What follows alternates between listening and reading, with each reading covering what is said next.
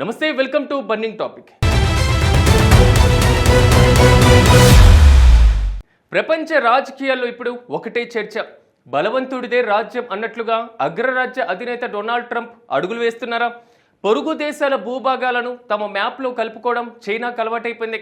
నేపాల్ కూడా అప్పుడప్పుడు వచ్చేటువంటి సరదా ఇదే. కానీ ఇప్పుడు వరల్డ్ పవర్ హౌస్ అమెరికా కూడా అదే బాటలో పయనిస్తుండడం అంతర్జాతీయ సమాజాన్ని షేక్ చేస్తుంది. ఆశకు హద్దుండాలి, ఆకాశానికి నిచ్చెన వేయకూడదు అన్నట్లుంది ట్రంప్ వ్యవహారం. రెండోసారి పగ్గాలు చేపట్టి ఏడాది గడవక ముందే సరిహద్దు గీతలను చెరిపేసి కొత్త మ్యాప్ను గీస్తున్నారు డొనాల్డ్ ట్రంప్. గ్రీన్లాండ్ నుంచి కెనడా వరకు, వెనుజులా నుంచి యూరప్ దేశాల వరకు నేతల ముందు అమెరికా జెండా పాతేస్తానంటున్నారు. అసలు ట్రంప్ మనసులో ఏముంది? ఇది టెరిటోరియల్ ఎక్స్పాన్షనా లేక పొలిటికల్ మ్యాడ్నెస్సా? Let's watch.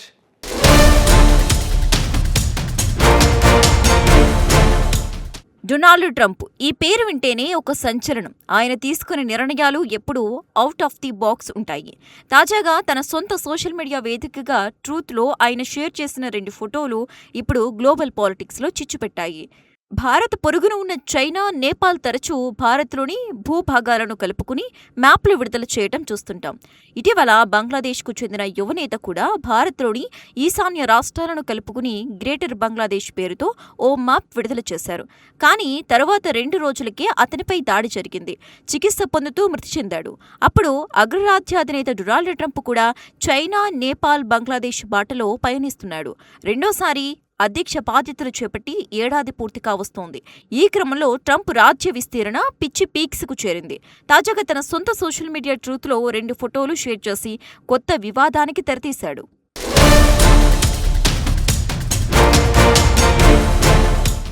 మొదటి ఫోటోలో మంచుతో నిండిన గ్రీన్లాండ్ సరిహద్దులో అమెరికా జెండా రెపరెపలాడుతోంది.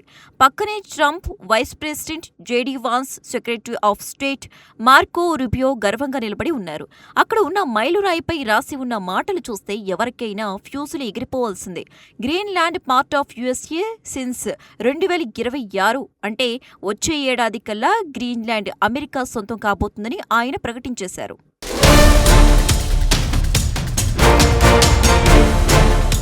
ఇక రెండో ఫోటో మరింత వివాదాస్పదం. వైట్ హౌస్ ఓవల్ ఆఫీస్లో ఫ్రాన్స్ అధ్యక్షుడు మాక్రాన్, ఇటలీ ప్రధాని మెలోనీ, బ్రిటన్ ప్రధాని స్టార్మర్ వంటి దిగ్గజ నేతలు కూర్చుని ఉండగా వెనుక ఉన్న మ్యాప్లో కెనడా, గ్రీన్లాండ్, వెనిజులా దేశాలను అమెరికా భూభాగంలో కలిపేసి చూపించారు. గోరు చుట్టుపై రోకలిపోటు అన్నట్లు మిత్ర దేశాల ముందే వారి సార్వభౌమాధికారాన్ని ప్రశ్నించేలా ఈ చర్య ఉంది.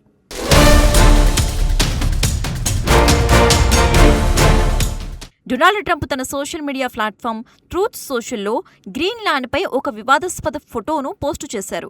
గ్రీన్లాండ్ దీవిలో భారీ ట్రంప్ టవర్ ఉన్నట్లు ఆ ఫోటోలో సూచిస్తోంది. ఇది చూడటానికి ఒక జోక్లా అనిపించినా దీని వెనుక అమెరికా ప్రయోజనాలు ఉన్నాయనేది బహిరంగ రహస్యం. గ్రీన్లాండ్ అనేది డెన్మార్క్ రాజ్యంలో భాగం. కానీ దీని భౌగోళిక ఉనికి అమెరికాకు చాలా కీలకం. ఎలాగైనా గ్రీన్లాండ్పై పట్టు సాధించాలనేది ట్రంప్ పాత ఆలోచన. ట్రంప్ పోస్టు వచ్చిన కొద్దిసేపటికి అమెరికా మరియు కెనడా సంయుక్త రక్షణ విభాగం ఎన్ఓఆర్ఏడి ఒక కీలక ప్రకటన విడుదల చేసింది. గ్రీన్లాండ్లోని పిటుస్పిక్ వింగ్కు అత్యాధునిక యుద్ధ విమానాలను పంపుతున్నట్లు వారు ఎక్స్లో ప్రకటించారు. కేవలం ప్రకటనతో ఆగకుండా యుద్ధ విమానాలను తరలించడం ప్రపంచ దేశాలను విస్మయానికి గురిచేసింది. ఇది కేవలం రక్షణ చర్యనా లేక ట్రంప్ చేసిన ప్రకటనకు బలం చేకూర్చే ప్రత్యామ్నాయమా అన్నది ఇప్పుడు హాట్ టాపిక్గా మారింది.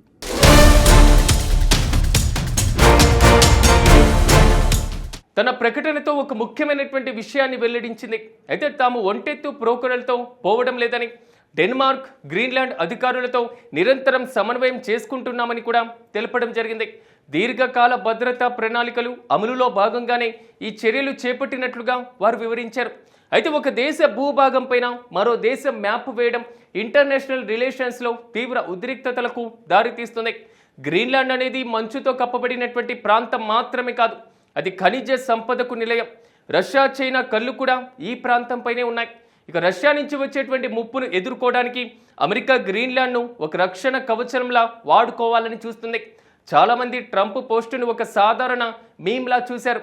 కానీ నోయిడా చర్యల తర్వాత పూర్తి స్థాయిలో అది ఒక జియో పొలిటికల్ సిగ్నల్ అని అర్థమవుతుంది. గ్రీన్లాండ్ విషయంలో అమెరికా అడుగులు మరింత వేగవంతం కానున్నాయి. డెన్మార్క్ అభ్యంతరాలు వ్యక్తం చేసినప్పటికీ భద్రత పేరుతో అమెరికా అక్కడ తన ఉనికిని చాటుకుంటుంది. గత ఏడాది మే నెలలోనే ట్రంప్ తన ఆలోచనలను బయటపెట్టారు. కెనడాను అమెరికాలో 51వ రాష్ట్రంగా మార్చుకుంటామని బాంబు పేల్చారు.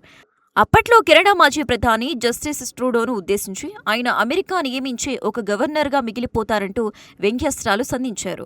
అమ్మ పెట్టదు అడుక్కు తిననివ్వదు అన్న చందంగా కెనడా ప్రస్తుత ప్రధాని మార్క్ కార్నీ ఈ ప్రతిపాదనను తీవ్రంగా ఖండించారు. కెనడా స్వాతంత్ర్యాన్ని ప్రాణాలకు తెగించి అయినా కాపాడుకుంటామని హెచ్చరించారు. కానీ ట్రంప్ వెనక్కి తగ్గలేదు. విడుదల చేసిన మ్యాప్లో కెనడాను అమెరికాలో భాగంగా చూపించి action speaks louder than words అని నిరూపించుకున్నారు.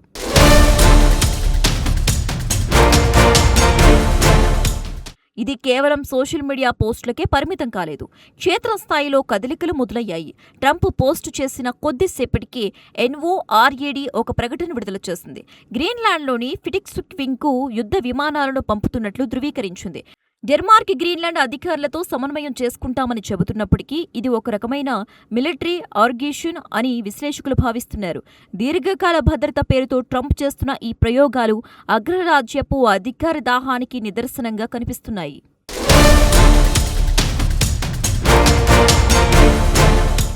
గతంలో బంగ్లాదేశ్ యువనేత ఇలాగే గ్రేటర్ బంగ్లాదేశ్ మ్యాప్ విడుదల చేసి ప్రాణాలు కోల్పోయిన ఉదాంతాన్ని మనం చూసాం.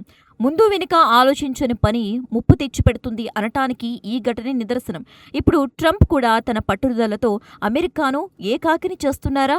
ఏడాది పాలనలో అనాలోచిత అసంబద్ధ నిర్ణయాలతో అమెరికన్లను ఇబ్బంది పెడుతున్న ట్రంప్ ఇప్పుడు ప్రపంచ మ్యాప్ని మార్చేస్తా అనటం విడ్డూరం.